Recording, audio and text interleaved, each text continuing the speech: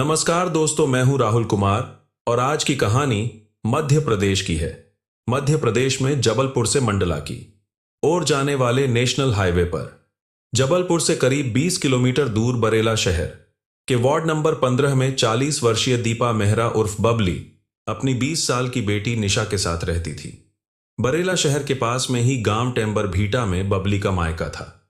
बबली ने वहीं के रहने वाले संदीप जारिया के साथ अपनी बेटी शीशा का रिश्ता तय कर दिया था और मार्च 2022 में उन दोनों की शादी होने वाली थी। शादी तय हो जाने के बाद संदीप और निशा के बीच मोबाइल पर बातचीत होती रहती थी और 27 सितंबर को भी संदीप से बात करते समय निशा ने अचानक बाहर बरामदे में किसी के आने की आहट सुनी। उसने संदीप से कहा कि शायद कोई घर पर आया है, इसलिए मैं तुमसे बाद में बात करती हूं। इतना कहकर निशा ने फोन काट दिया। इसके बाद जब काफी समय तक भी निशा का फोन नहीं आया तो संदीप ने ही दोबारा निशा को फोन किया, लेकिन तब उसे निशा का नंबर बंद मिला। पहले तो संदीप ने सोचा कि शायद बैटरी डिस्चार्ज हो गई होगी, लेकिन रात के 12 बजे तक कई बार फोन करने पर भी निशा का फोन स्विच ऑन ऑफ ही आ रहा था। इसलिए संदीप परेशान हो गया था और फिर अगले दिन संदीप की नींद उसके फोन की घंटी बजने से खुली। फोन पर बबली के पिता चंद्रभान थे। उन्होंने भी संदीप को यही बताया कि निशा और बबली का फोन नहीं लग रहा है। साथ ही उन्होंने संदीप से पूछा कि क्या कल रात उसकी निशा से बात हुई थी। संदीप को चंद्रभान की बात सुनकर बीती रात निशा का फोन स्विच ऑफ होने की बात याद आ गई। बबली के पिता चंद्रभान टेम्बर भीटा गांव में ही रहते थे, जो बरेला से केवल 5 किलोमीटर की दूरी पर ही था। क्योंकि निशा का फोन स्विच ऑफ आने पर वह काफी चिंतित हो गए थे, इसलिए उन्होंने अपने छोटे भाई के बेटे आशीष को बरेला चलने को कहा। इसके बाद वह दोनों बरेला पहुंच गए। वहां पहुंचकर उन्होंने देखा कि जिस घर में बबली अपनी बेटी निशा के साथ रहती थी वहां ताला लगा हुआ है। उसी घर से सटे दूसरे मकान में बबली की देवरानी मालती भी रहती थी। चंद्रभान और आशीष जानते थे कि काफी समय से बबली और मालती के बीच बोलचाल बंद है, लेकिन फिर भी उन्होंने मालती के घर का दरवाजा खटखटाया। अंदर से आवाज आई कि कौन है। चंद्रभान ने तेज आवाज में बोलते हुए मालती से निशा के बारे में पूछा, तो चंद्रभान की आवाज सुनकर मालती ने घर का दरवाजा खोले बिना ही अंदर से बोल दिया कि उसे उन दोनों के बारे में कुछ नहीं पता। इसके बाद चंद्रभान और आशीष ने आस पड़ोस के दूसरे लोगों से भी पूछताछ की। अधिकतर पड़ोसियों ने बताया कि बबली और उसकी बेटी निशा बीती रात 8 बजे से 9 बजे तक तो अपने घर में ही देखे गए थे और उनके कमरे से टीवी चलने की आवाज भी आ रही थी, लेकिन उनके अचानक कहीं चले जाने के बारे में पड़ोसियों को कोई जानकारी नहीं थी और अब दिन पूरी तरह से निकल चुका था। साथ ही बरेला के इस पूरे वर्ड में मां बेटी के रात से गायब होने की खबर फैल चुकी थी। चंद्रभान ने बिना देरी किए बरेला पुलिस थाने में उन दोनों के गायब होने की रिपोर्ट लिखाने के लिए कहा। तब तक निशा का मंगेतर संदीप भी वहां पहुंच गया था। बरेला पुलिस ने चंद्रभान और संदीप को पहले अपने रिश्तेदारों के यहां तलाश करने की सलाह दी। चंद्रभान के साथ उसका भतीजा आशीष और संदीप के अलावा दूसरे रिश्तेदारों ने भी निशा और बबली के बारे में पता लगाना शुरू किया। उन्हें ढूंढते ढूंढते कई दिन बीत गए, लेकिन फिर भी उनका कुछ पता नहीं चला। इसके बाद चंद्रभान ने थाने जाकर बबली और निशा की गुमशुदगी की रिपोर्ट दर्ज कराई और पुलिस पर उन्हें तलाश करने का दबाव बनाया। लेकिन 1 सप्ताह बीत जाने के बाद भी जब पुलिस निशा और बबली को ढूंढने में असफल रही तो बबली के मायके वालों ने नाराज होकर डीएसपी और एसपी से लेकर सीएम हेल्पलाइन तक में शिकायत दर्ज करा दी। उन्होंने सीधे सीधे स्थानीय पुलिस के खिलाफ भी शिकायत कर दी। इधर इस घटना को लेकर मेहरा समाज के लोगों ने भी पुलिस प्रशासन के खिलाफ मोर्चा खोल लिया था। पुलिस की नाकामी के खिलाफ स्थानीय लोगों ने झापन देकर बरेला में नेशनल हाईवे पर चक्का जाम करने की चेतावनी दे दी। इसके बाद पुलिस के आला अधिकारी हरकत में आए, क्योंकि बरेला थाने में डीआई के न होने की वजह से एसआई मुनेश लाल कोल के पास पुलिस थाने की जिम्मेदारी थी। इसलिए इस मामले की गंभीरता को देखते हुए जबलपुर एसपी सिद्धार्थ बहुगुणा ने बरेला पुलिस थाने की कमान एक तेज तर्रार डीएसपी अपूर्वा किलेदार को सौंप दी। अपूर्वा किलेदार ने क्राइम ब्रांच और बरेला पुलिस के साथ मिलकर इस मामले की तफ्तीश नए सिरे से शुरू की। उन्होंने जांच की शुरुआत बबली और निशा के घर से ही की। इस कार्रवाई में 2 अक्टूबर 2021 को डीएसपी ने बरेला थाना स्टाफ और फॉरेंसिक टीम के साथ निशा के घर पहुंचकर उनके कमरे का ताला खुलवाया। कमरा पूरी तरह से व्यवस्थित था, लेकिन किचन में खराब हो चुके खाने से दुर्गंध आ रही थी। फॉरेंसिक टीम ने किचन में देखा तो वहां पर पका हुआ खाना पड़ा था, और यह देखकर सभी इस बात से हैरान हो गए थे कि जब उन्होंने खाना बनाया था तो आखिर वह दोनों बगैर खाना खाए अचानक कहां चली गई थी।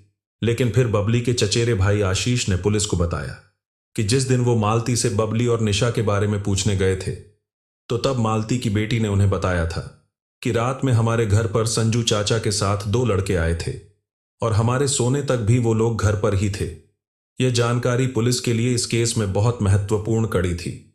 डीएसपी ने उनसे पूछा कि यह संजू कौन है। आशीष ने कहा कि सर, इसका जवाब तो मालती ही दे सकती है, और इस तरह पुलिस की जांच की सुई बबली की देवरानी मालती की ओर घूम गई। इस बारे में सीधे मालती से पूछताछ करने के बजाय पुलिस ने पहले पड़ोस के लोगों से संजू के बारे में पता लगाया। जांच में पता चला कि उसका पूरा नाम संजू त्रिपाल है और वह दूसरी जगह का रहने वाला है, लेकिन अक्सर वह इस मोहल्ले में आता रहता था। अधिकतर लोगों ने संजू के बारे में यही बताया कि मालती और संजू के बीच अवैध संबंध हैं और वह उसी से मिलने मोहल्ले में आता है। इसके बाद पुलिस सीधे मालती के घर पर पहुंची और पुलिस ने मालती से जानकारी लेने की कोशिश की। जब उसके और बबली के बीच इतना करीबी रिश्ता है तो फिर उनकी आपस में क्यों नहीं बनती। मालती ने बताया कि उनके विचार और व्यवहार एक दूसरे को पसंद नहीं थे, इसीलिए उनके साथ मेरी बोलचाल बंद थी। और संजू के बारे में पूछने पर मालती ने बताया कि वह उसके पति का दोस्त है। चूंकि पति कामकाज के सिलसिले में हमेशा बाहर ही रहते हैं और ससुर बहुत बूढ़े हैं, इसलिए संजू उसके पति के कहने पर उनके परिवार का ध्यान रखता है। पुलिस के लिए मालती से की गई यह पूछताछ बहुत महत्वपूर्ण साबित हुई। फिर उसी दौरान पुलिस ने संजू और मालती के मोबाइल फोन की कॉल डिटेल्स निकलवाई, जिससे पता चला कि पिछले 4 दिनों से दोनों के बीच घंटों घंटों बातचीत हुई थी। साथ ही पुलिस को एक मुखबिर ने सूचना दी कि संजू अपने साथियों के साथ 3 अक्टूबर को मालती के घर आया था। इसके बाद डीएसपी अपूर्वा ने एक महिला कांस्टेबल को सादे कपड़ों में मालती के घर पर तब भेजा जब मालती अपने घर पर नहीं थी। उस कांस्टेबल ने मालती की बड़ी बेटी से पूछताछ की तो उससे पुलिस को एक चौंकाने वाली जानकारी मिली। मालती की बेटी ने बताया कि 27 सितंबर की रात को उनके घर संजू चाचा के साथ 2 लड़के आए थे और मम्मी ने हमें खाना खिलाकर जल्दी सुला दिया था, लेकिन संजू चाचा और वह दोनों लड़के देर रात तक हमारे घर पर ही थे। मालती की बेटी ने आगे बताया कि सुबह सोकर उठने के बाद जब मैंने देखा तो बड़ी मम्मी बबली के घर पर ताला लगा हुआ था। मैंने सोचा कि शायद बड़ी मम्मी निशा दीदी को लेकर नाना जी के घर गई होंगी। लापता मां और बेटी के बारे में पुलिस को अब कई तरह की जानकारियां मिल चुकी थीं, जिसके मुख्य केंद्र संजू और मालती ही थे। और अब पुलिस को पूरा विश्वास हो गया था कि बबली और निशा को गायब करने में संजू और मालती का ही हाथ है। इसके बाद पुलिस ने शक के आधार पर संजू और मालती को पूछताछ के लिए 4 अक्टूबर की सुबह 11 बजे थाने में बुलाया और उन्हें घंटों थाने में बैठाकर रखा गया। उस दौरान उनकी बेचैनी और घबराहट वाली गतिविधियों पर नजर रखी गई और फिर धीरे धीरे उन पर पुलिस की सख्ती बढ़ती चली गई। जब सख्ती बर्दाश्त से बाहर हो गई तो मालती ने अपना जुर्म स्वीकार कर लिया। इसके बाद पुलिस ने उससे सीधा सवाल किया कि तुमने उन दोनों को किस दुश्मनी के चलते गायब कराया है। इधर पुलिस की सख्ती के आगे संजू भी टूट गया था। संजू ने पुलिस को बताया कि उसने मालती के कहने पर बबली और निशा की हत्या कर दी है और उन दोनों के शव को उसने अपने गांव में ले जाकर दफना दिया है। लेकिन पुलिस पूछताछ में इस दोहरे हत्याकांड की जो कहानी सामने आई, उसे सुनकर पुलिस भी हैरान रह गई। दरअसल मध्य प्रदेश के जिला जबलपुर के बरेला कस्बे की भगत सिंह कॉलोनी में रहने वाली 40 वर्षीय दीपा मेहरा उर्फ बबली नगर के आंगनवाड़ी केंद्र में नौकरी करती थी और उसकी शादी सन 2000 में बरेला के निवासी पंचम लाल के बड़े बेटे नरेश मेहरा से हुई थी। फिर शादी के 1 साल बाद यानी 2001 में निशा के जन्म के कुछ ही दिनों के बाद बबली के पति नरेश की एक दुर्घटना में मौत हो गई थी और पंचम लाल का छोटा बेटा सुरेश राजमिस्त्री का काम करता था। उसकी शादी मालती के साथ हुई थी। इसके बाद सुरेश अपनी पत्नी और बच्चों को लेकर अलग रहने लगा था। इधर अपनी बेटी के अच्छे भविष्य के सपने संजोए बबली अपने घर को जैसे तैसे करके चला रही थी। समय के साथ साथ निशा भी जवान हो गई थी।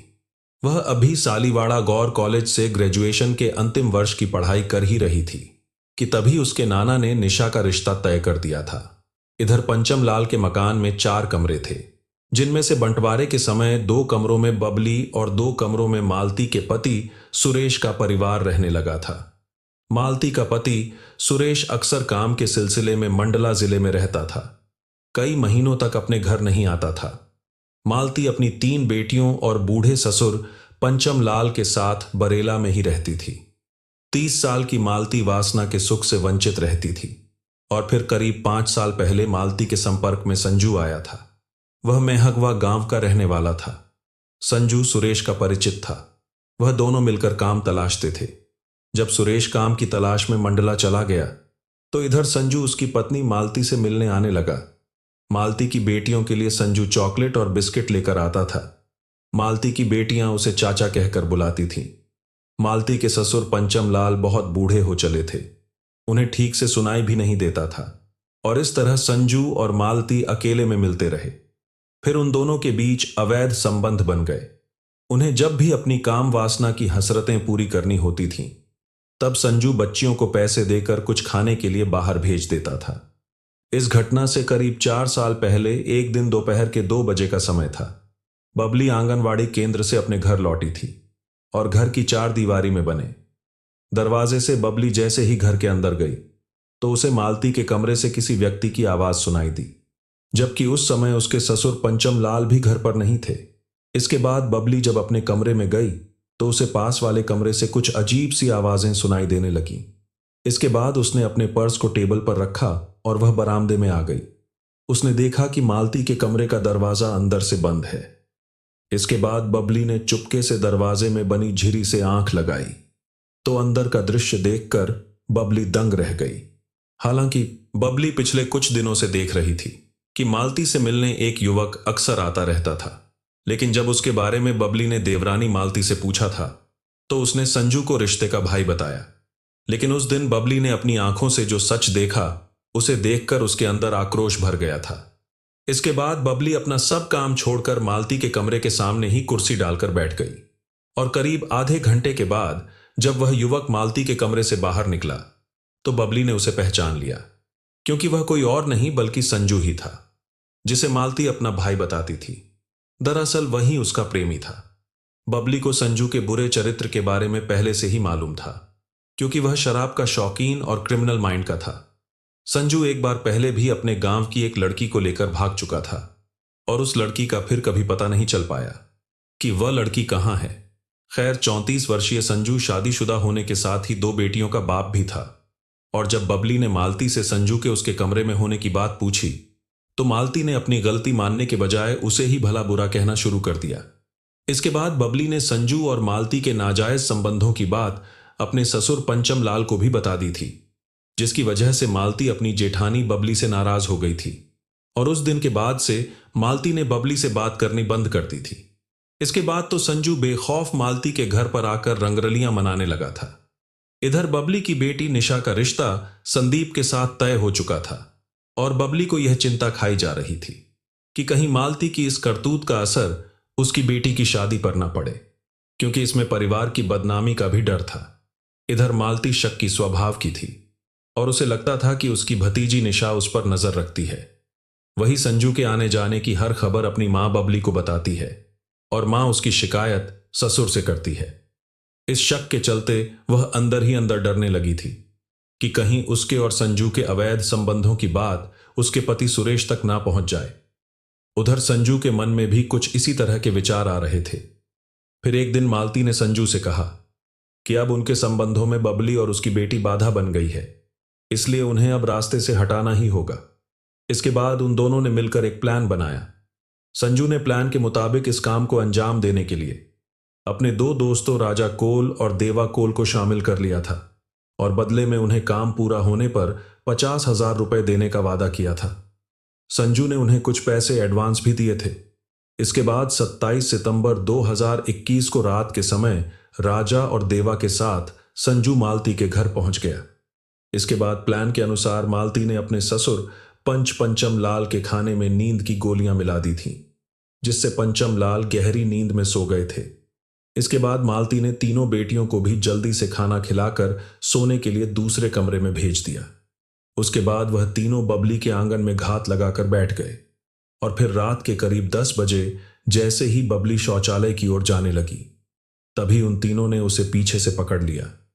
उधर इन सब बातों से बेखबर मासूम निशा अपने कमरे में अपने होने वाले पति संदीप से फोन पर बात कर रही थी, लेकिन बाहर कुछ आहट सुनकर निशा भी उस तरफ जाने लगी। लेकिन तब तक वह तीनों उसके कमरे में घुस चुके थे। इसके बाद उन्होंने निशा को भी दबोच लिया और निशा की भी उन्होंने गला घोंटकर हत्या कर दी।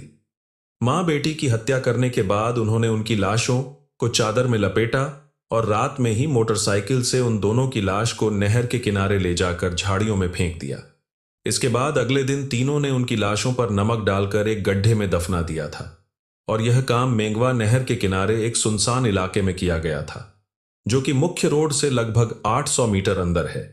इसके बाद एसडीएम प्रमोद सेन गुप्ता और तहसीलदार की उपस्थिति में पुलिस ने मजदूरों की मदद से जब जमीन की खुदाई कराई तो लगभग 5 फीट के गहरे गड्ढे में उन्हें 2 लाशें मिली। वह दोनों लाशें ऊपर नीचे रखी हुई थीं। साथ ही उनके ऊपर काफी मात्रा में नमक भी डाला गया था। निशा का शव